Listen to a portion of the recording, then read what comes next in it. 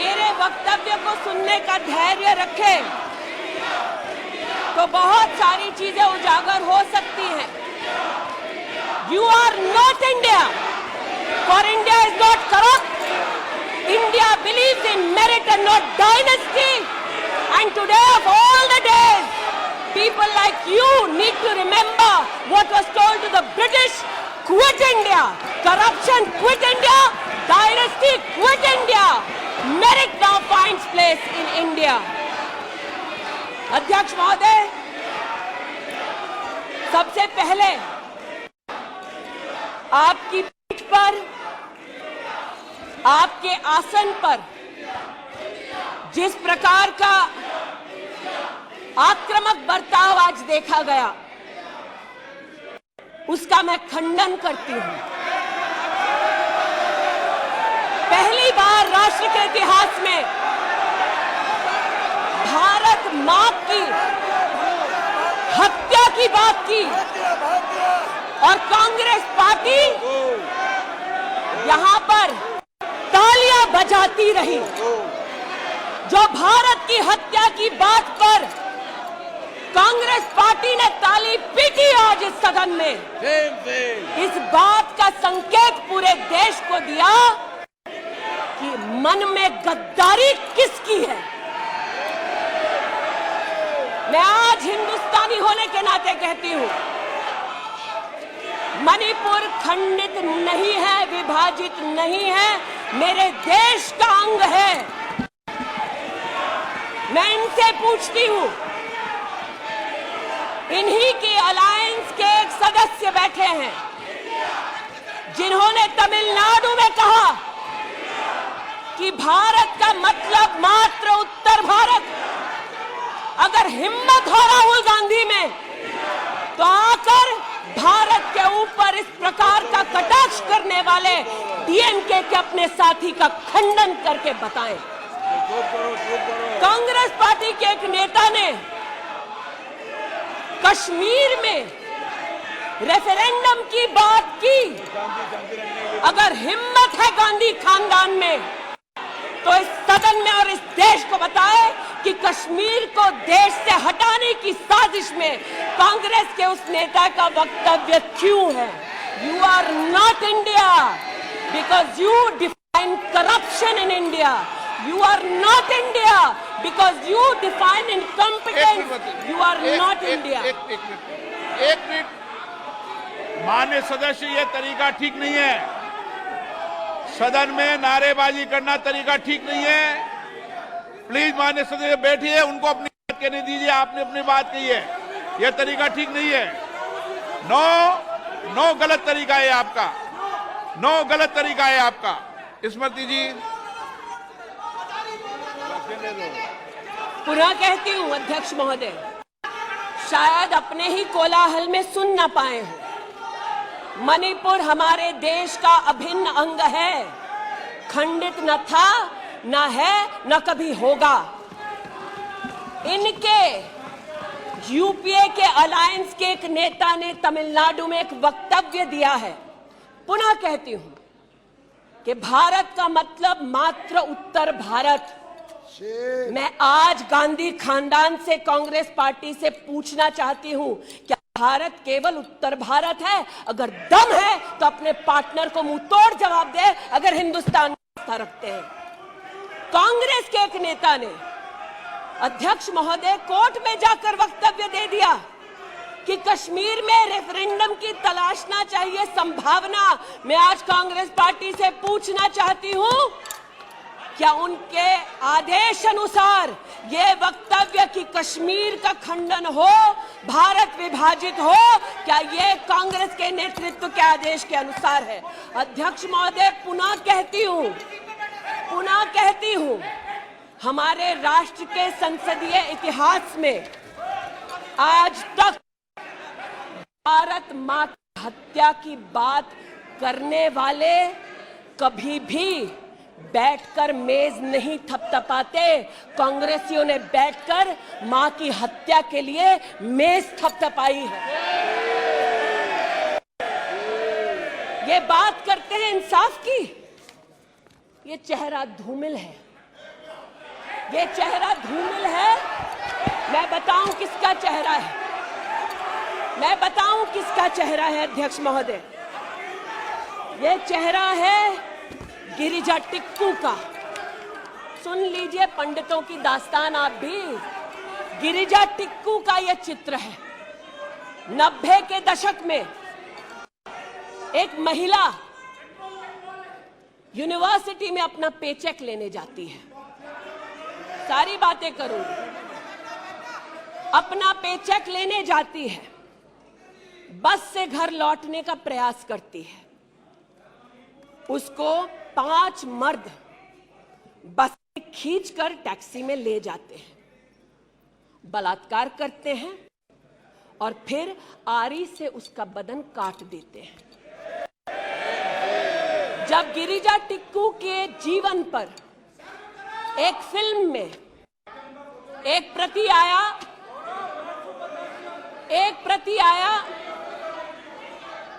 मैं आज कहना चाहती हूं कि कांग्रेस के कुछ वक्ताओं ने उसको प्रोपेगेंडा कहा। सरला भट्ट, आप नहीं चाहते कश्मीरी पंडितों की दास्तान कहीं सुनाई जाए, आप नहीं चाहते वो आइडेंटिफाई हो एज विक्टिम्स। सरला भट्ट मेडिकल स्टाफ थी। 90 के दशक में उसको उसके इंस्टीट्यूट से अगवा करके गैंग रेप किया गया और सड़क के किनारे रखा गया। आज मैं पूछना चाहती हूं कि एक तरफ इनकी अलायंस के लोग हिंदुस्तान को विभाजित करने की बात करते हैं, ये आज अपने आप को इंसाफ के पुजारी बताते हैं, लेकिन मुझे बताइए गिरिजा टिक्कू, सरला भट्ट को कब इंसाफ मिलेगा? हर गली हर मोहल्ले में एक स्लोगन गूंजता था पंडितों के बीच, रलियू सलियू गलीव। पुनः कहती हूं, रलियू सलियू गलीव। आप चिल्लाना बंद करें, समझे पहले। रलियू सलियू गलीव। या तो अपना धर्म बदलो या कश्मीर छोड़ो या यहीं मरो। उनकी आवाज भारत की आवाज नहीं है। उनकी आवाज को आपने कभी नहीं सुना। मैं आज कहती हूं, इन्होंने कहा अश्रु बहाए, भ्रमण किया 84 के दौरान में। मुझ जैसे कई लोग देश की राजधानी में थे और किसी का वक्तव्य ना सुने अध्यक्ष जी। एक पत्रकार है प्रणय गुप्ता, उन्होंने लिखा कि सिख बच्चों को कैस्ट्रेट करके उनके अंगों को उनकी मां के मुंह में ठूसा गया। आज बोलती हूं, लोकपुरी में 30 औरतों को इकट्ठा करके चीला गांव में ले जाकर उनका बलात्कार किया। सुल्तानपुरी में एक महिला ने एफिडेविट दी है, मेरे हस्बैंड को मार दिया, बेटी को शादी से एक रात पहले उठाकर ले गए और उसका बलात्कार किया। एक 45 साल की मां ने कहा सिख दंगों के दौरान कि ना सिर्फ मेरे पति को मारा, ना सिर्फ मुझे गैंगरेप किया, बल्कि मेरे सामने मेरे बेटे पर केरोसिन छिड़ककर उसको आग लगा दी गई। और आज भारत की बात करते हैं, कहते हैं कि कश्मीर से कन्याकुमारी तक 130 दिन चल रहे थे। मैं जोड़ों के दर्द पर भाषण नहीं दूंगी अध्यक्ष महोदय, लेकिन इतना जरूर कहूंगी कि जिन वादियों को हिंदुस्तान ने खून से सना देखा है, जिन वादियों में गोलियों की आवाज हर दिन सुनाई देती थी, जब ये उन वादियों में गए तो जैसे कश्मीरी कहते हैं शीन जंग कर रहे थे, बर्फ के गोलों के साथ अपने के किसी परिजन के साथ खेल रहे थे। अध्यक्ष महोदय, ये तब संभव हुआ जब प्रधानमंत्री मोदी ने धारा 370 हटाई। आज इस सदन में उल्लेख हुआ है कि ये गए हैं, I have been to Manipur, you might have not been. आज इस सदन में उल्लेख हुआ है कि ये यात्रा में गए और यात्रा में क्या आश्वासन दिया कि अगर इनका बस चले तो धारा 370 ये पुनः स्थापित कर दे। धारा 370 की वजह से कश्मीर की बेटियों को दहेज के लिए अगर प्रताड़ित किया जाता था तो वहां की बेटियों के पास कानून का सहारा नहीं था, क्योंकि इन्होंने धारा 370 लगाई। कश्मीर में अगर बेटियां प्रदेश के बाहर ब्याही जाती थी तो उनके पैतृक संपत्ति पर उनका अधिकार समाप्त हो जाता था, क्योंकि इन्होंने धारा 370 लगाई। कश्मीर में अगर 14 साल से कम उम्र की बच्ची का 18 साल से कम उम्र की बच्ची का ब्याह रचा दिया जाता था तो उसे कानून का संरक्षण नहीं मिलता था, क्योंकि इन्होंने धारा 370 लगाई। आज जो भग गए हैं सदन से उनसे कहना चाहती हूं कि इस देश में न धारा 370 लौटेगी, इस देश में कभी भी पंडितों को रलिव सलिव गलिव का धमकी कोई देने वाले बचेगा नहीं। आज कई यहां पर बहनें उपस्थित हैं जो वहां से अपनी आक्रोश को और राहुल जी के प्रति समर्थन को व्यक्त कर रही हैं। 84 के दंगों का विवरण सुनकर, गिरिजा टिक्कू का विवरण सुनकर, और मैंने स्वयं अध्यक्ष जी मणिपुर के मुख्यमंत्री से बात कर त्वरित रूप से वहां पर लोग पकड़े जाएं, ना सिर्फ इसका वहां पर निवेदन किया बल्कि वो लोग पकड़े गए। सीबीआई की इंक्वायरी जारी है।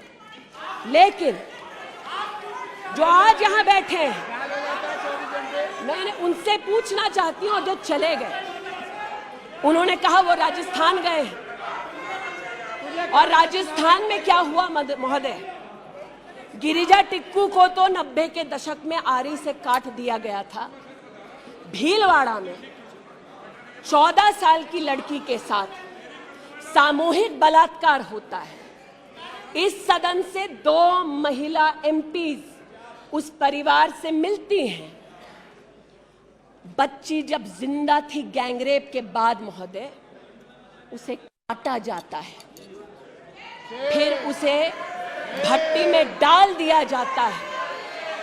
ये इन महिला सांसदों का वक्तव्य है कि जिस बच्ची को 14 साल की उम्र में जब जीवित थी गैंगरेप के बाद भीलवाड़ा राजस्थान में काटा गया, जलाने के लिए फेंका गया, उसका मात्र एक हाथ भट्टी के बाहर छूट गया था।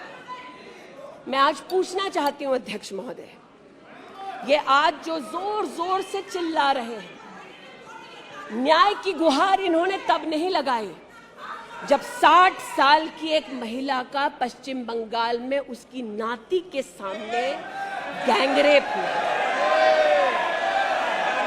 कोर्ट में केस लंबित है, इनका दिल नहीं दहला और पूछ रहे थे मणिपुर के बारे में, आप नॉर्थ ईस्ट के बारे में नहीं जानते। जिन्होंने प्रस्तावना की उनसे कहती हूँ, नल्ली का मैसेकर हुआ, 5 मिनट के लिए कांग्रेस के एक नेत्री गई, लेकिन इनका क्या रुख था तब?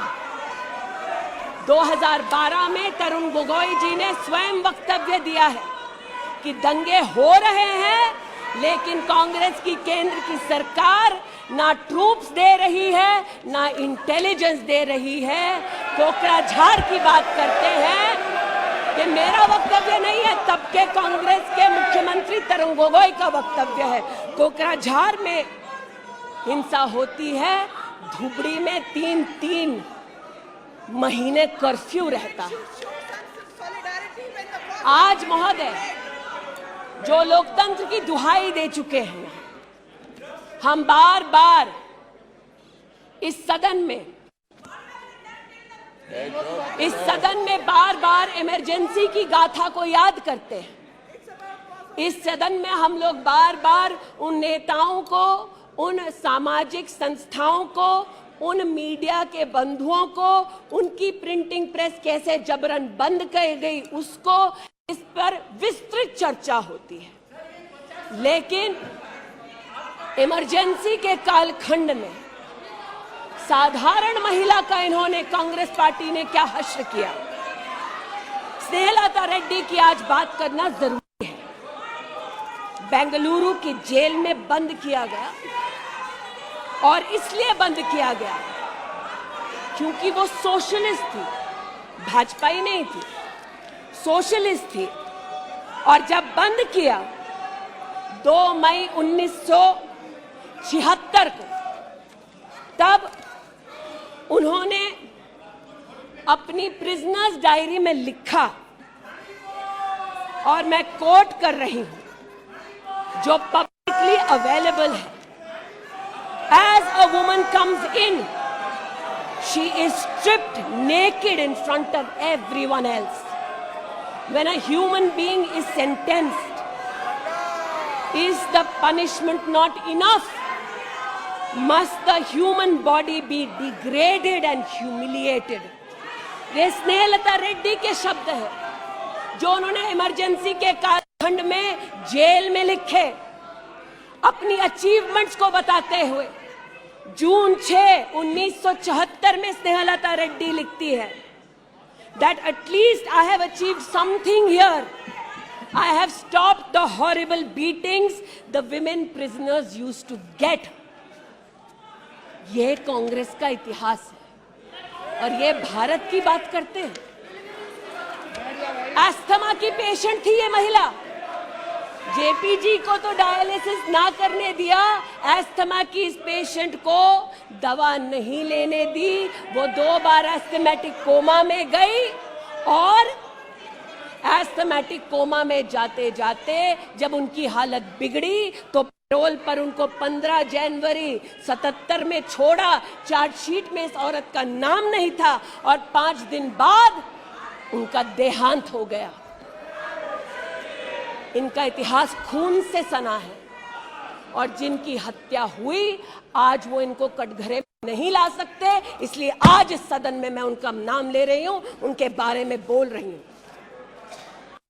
चाहते हैं कि मणिपुर पे चर्चा हो, मणिपुर पे चर्चा करने के लिए बार बार पार्लियामेंट्री अफेयर्स मंत्री ने गुहार लगाई, बार बार देश के गृह मंत्री ने कहा, हमारे श्रद्धेय राजनाथ जी ने भी कहा कि आप मणिपुर पे सदन पर चर्चा कीजिए, हम चर्चा के लिए तैयार हैं, भागे ये, हम नहीं, भागे ये और हम नहीं। और भागने के पीछे कारण क्या? क्योंकि गृह मंत्री जब बोलने लगेंगे, परतें जब खुलने लगेंगी, तब ये मौन साध लेंगे। मौन मुद्रा का उल्लेख हुआ था, मौन थे ये लोग कई चीजों पर, और आज भी हैं।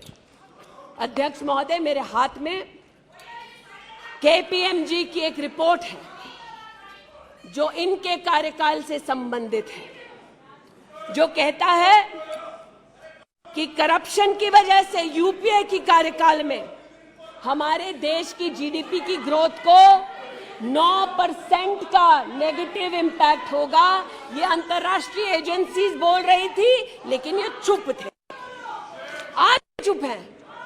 जो लोग जीरो लॉस थियरी सिखाते थे, आज उसी कांग्रेस के एक नेता को कोयला घोटाले के लिए सजा हुई है, और वो चुप है।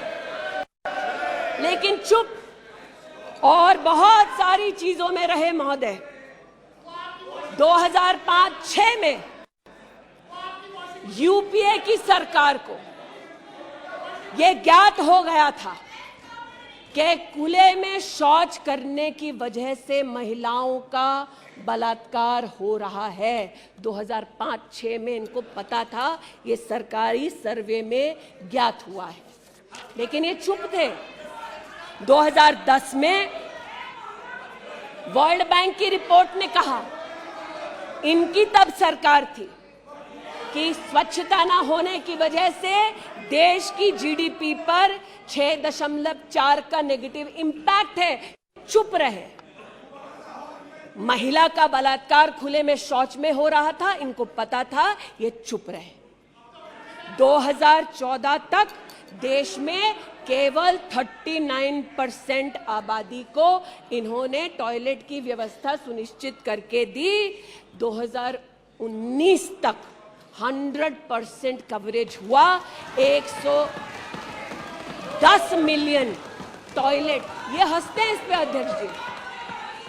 शायद इनको पता नहीं है कि एक महिला के लिए दिन की शुरुआत में शौच के लिए बाहर जाना या सूर्यास्त का इंतजार करना, शौच के लिए बाहर जाना और वहां उसका शारीरिक शोषण होना, बलात्कार होना, ये कितनी बड़ी सामाजिक और क्रिमिनल चुनौती है, इस बात से इनको कोई सरोकार नहीं, इसलिए उपहास का विषय बनाते हैं। आज मुझे ये कहते हुए शर्मिंदगी है कि मैं यहां पर कह रही हूं कि खुले में शौच करने वक्त औरत का बलात्कार होता है, ये उपहास उड़ा रहे हैं और महिला उपहास उड़ा रही है। शायद यही लक्षण है कांग्रेस नित अलायंस के कि औरत का बलात्कार हो तो ये हंसे, भारत मां की हत्या की बात हो तो यहां पर तालियां पीटे, ये कांग्रेस का लक्षण है। इनकी प्रस्तावना के वक्त ये कहा गया कि हम बात करेंगे, मात्र एक व्यक्ति से, हम किसी मंत्री से बात नहीं करेंगे, क्योंकि मंत्रियों की कार्यशैली पर इनको चर्चा नहीं करनी। और शायद सच भी है, इनका अपना अनुभव है कि इनके यहां पावर का केंद्र बिंदु एक था। यहां पर फर्क यह है कि हम सब कलेक्टिव रिस्पॉन्सिबिलिटी के भागीदार हैं। इसलिए आज जब गजेंद्र शेखावत जी के मंत्रालय की ओर से टॉयलेट की व्यवस्था होती है तो मैं एक महिला सांसद और नागरिक के नाते इनका भी उतना ही अभिनंदन करती हूं जितना कि प्रधानमंत्री जी का। जल जीवन मिशन महोदय, हमारे देश में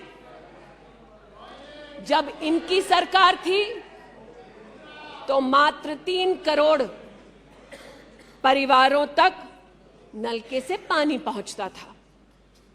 अब 2019 का आंकड़ा कहता है कि आपने तब तक 9.5 करोड़ तक पानी पहुंचाया और अब लगभग 19 करोड़ 40 लाख और 12 करोड़ 40 लाख तक आपका पानी नलके से पहुंच चुका है। लेकिन इनको इससे भी सरोकार नहीं कि अगर टॉयलेट बना, महिलाओं का शोषण कम हुआ, देश की साधारण महिला का सम्मान बढ़ा, तो इनसे इनका कोई सरोकार नहीं। स्पष्ट है, गरीब के घर में नल से जल पहुंचा तो कांग्रेस का उसका कोई सरोकार नहीं। ये स्पष्ट है और सही है। हमारा सरोकार है, देश हमारा है, सेवा हमारी है। आज ये उत्तेजित है कि मैं इस सदन में मंत्रिमंडल के अपने कई सहयोगी साथियों का वर्णन करती हूं। एक ऐसी महिला मंत्री का वर्णन कर रही हूं जो वर्तमान में नहीं है। जनधन के माध्यम से 23 करोड़ महिलाओं का बैंक का खाता खुला। ये इनके लिए कोई मान्यता नहीं रखता, ये मुझे स्वीकार है, ये हमारे लिए अहम है। मुद्रा के माध्यम से 40 करोड़ लोगों को जो जीवन में कभी व्यवसाय नहीं कर पाते थे, जिनके पास कांग्रेस की पर्सनल डायलिंग मशीन नहीं थी, उनको मुद्रा का लोन मिला। 27 करोड़ लोन महिलाओं को दिए गए। महिलाओं को अपना व्यवसाय शुरू करने के लिए 23 लाख करोड़ रुपया सैंक्शन किया गया मुद्रा के माध्यम से। इनका उससे कोई सरोकार नहीं। 8 करोड़ नौजवान हमारे राष्ट्र के इतिहास में फर्स्ट टाइम एंटरप्रेन्योर्स बने, इनका उससे कोई सरोकार नहीं। 1,80,000 अकाउंट्स में स्टैंड अप इंडिया का 40,000 करोड़ का पैसा दिया गया। 80% महिलाएं। एक मिनट प्लीज, क्या तरीका है? वह अपनी बात के लिए तथ्यों के आधार पर कीजिए। आपको खंडन करना है तो आप बोलना, जब तथ्यों के आधार पर करना गलत बात ये। नो गलत। माननीय मंत्री जी,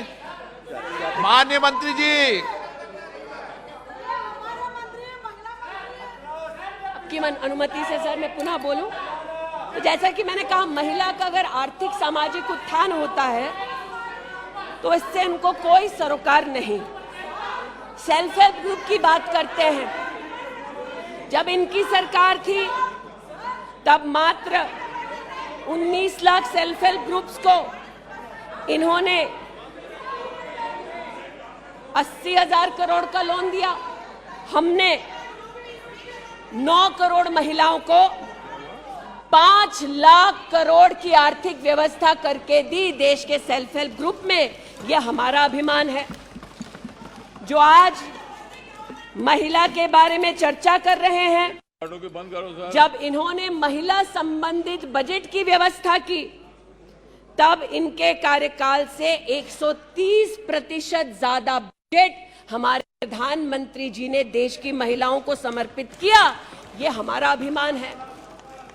आयुष्मान भारत के अंतर्गत 10 करोड़ परिवारों में महिलाओं को आयुष्मान भारत का कार्ड मिला। आज तक 2 करोड़ 60 लाख महिलाओं ने हॉस्पिटल वेलनेस सेंटर में सुविधाएं ली।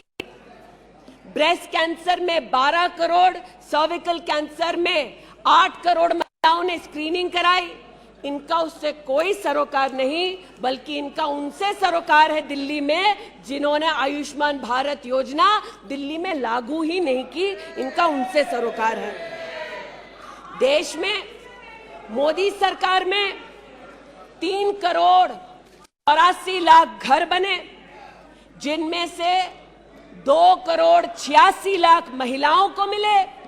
इनका उनसे कोई सरोकार नहीं, क्योंकि गरीब महिला लखपति दीदी बन गई, वो हमारा अभिमान है, इनका नहीं। हमारे देश में 8 करोड़ 50 लाख बेटियों ने समग्र शिक्षा के माध्यम से स्कूल में सेवा ली, मुफ्त टेक्स्ट बुक की सेवा ली। बेटियां का ये उपलब्धि हमारा अभिमान है, इनका नहीं। 5 लाख से ज्यादा बेटियों के लिए स्कूलों में अलग से टॉयलेट की व्यवस्था हुई। ये इनका अभिमान नहीं, हमारा अभिमान है। हमें अपनी बेटियों पे गर्व है। 5 लाख दिव्यांग बेटियों को मंथली स्टाइपेंड मिलता है। ये सेवा हम देश की बेटियों को दे सकते हैं। ये हमारे लिए बहुत बड़ा प्रभु का उपकार है। 1,28,000 बेटियों को मेरिटोरियस स्कॉलरशिप दी जाती है, 12,000 रुपए की हर साल। ये सेवा का मौका परिवारों ने हमको दिया। 2 लाख से ज्यादा बेटियों को सेल्फ डिफेंस की ट्रेनिंग दी जा रही है। आज एलिमेंट्री एजुकेशन में बेटियों की एनरोलमेंट 100% है इस देश में। ये हमारे देश के लिए गौरव की बात है। आज पहली बार फीमेल एनरोलमेंट उच्च शिक्षा में महोदय 2 करोड़ से ज्यादा हुआ है महिलाओं का। ये देश के गौरव की बात है। आज दलित बेटियों का एनरोलमेंट बढ़ा है 38%। दलित बेटियों का उल्लेख करती हूँ, ये चिल्लाते हैं इनको दलित बेटियों से सरोकार नहीं, हमको है। ये हमारे लिए गर्व की बात है। आदिवासी बच्चे, लड़कियां 63% उनका एनरोलमेंट बढ़ा महोदय।